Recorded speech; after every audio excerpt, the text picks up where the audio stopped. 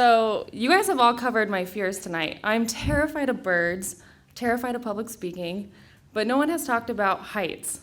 I am terrified of heights, but I love to challenge myself, and I don't believe in having fears controlling us. So when I found out that our family was taking a trip to Zion National Park in Utah, has anybody ever been there? Yes, my husband, thank you. There's this beautiful trail called Angel's Landing, and seriously, look it up when you get time. It's amazing, but I remember the day that my brother-in-law calls me and says, this is what we're gonna do, we're gonna hike Angel's Landing. I instantly Google it, and I'm like, fuck, okay, yeah, we're gonna do this.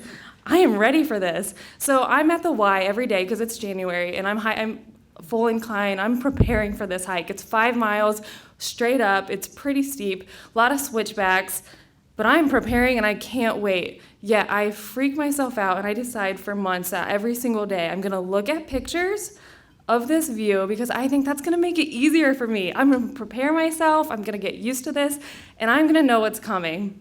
So, the time comes, it's a beautiful morning, I'm psyched, I'm so pumped up, like I got this, I'm ready. It's only 5 miles, that's not hard. Well, the first 3.5 miles are wonderful, it's beautiful, it's a paved trail, a lot of switchbacks, but you have about this much space before there's the cliff. So, it's fairly easy to do this. You can't, a lot of people are up and doing it. My father-in-law, who's in his 50s, he's doing it with us. I'm getting a little freaked out as we're getting to the top, but I'm thinking, that's okay, I got this. I am ready. There is a landing zone at the top with beautiful views. You get up there and you just see the world, and it's so amazing. I seriously want you guys to look up pictures when you get home, or pull out your phone, I don't care. Look it up, it's amazing. And we decide it's time, we're gonna do Angel's Landing, who I had also prepared and talked to one of my good friends here in Fargo. Randy's like, yeah, I've done it. If I can do it, you can do it. She's a very inspiring person, and she makes you feel instantly like, okay, I can definitely do this. If she can do it, I can do this. So I'm jazzed, we're ready to go. And we start climbing. In the beginning of this part, which I've already read everything about this, I didn't mention that people die monthly on this trail all the time.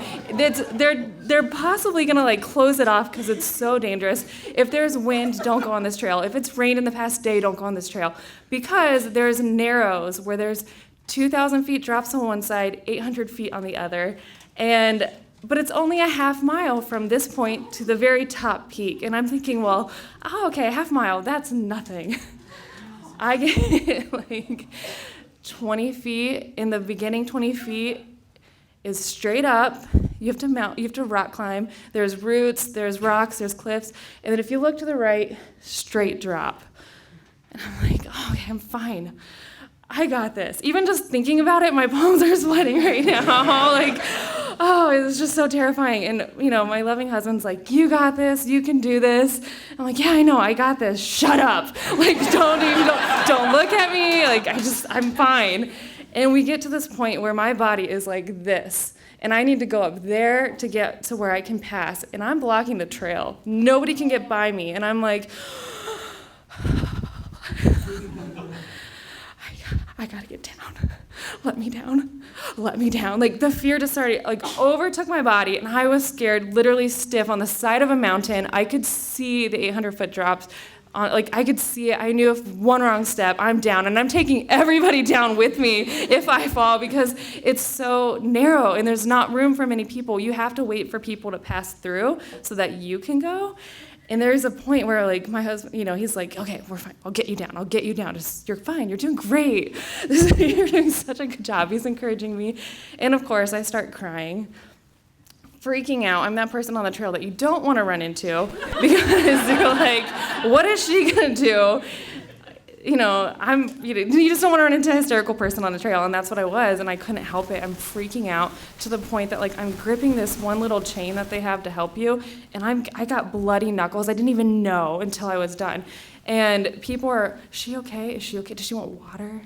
Do you think? And people are just climbing around me to go up. I'm literally blocking the only way in this trail, and I felt terrible, but there was no way for me to get down until all these people got up. So all I could do was just slowly step down as I went, and cry in hysterics. And, I made it down, looked at my hands, I'm bleeding everywhere, and just literally was scared stiff at the top of this mountain. I look it up. It's terrifying. It was the most terrifying day of my life. I had nightmares of it for weeks. I still have nightmares about that day because it was so upsetting just to be stuck up there. Thank you.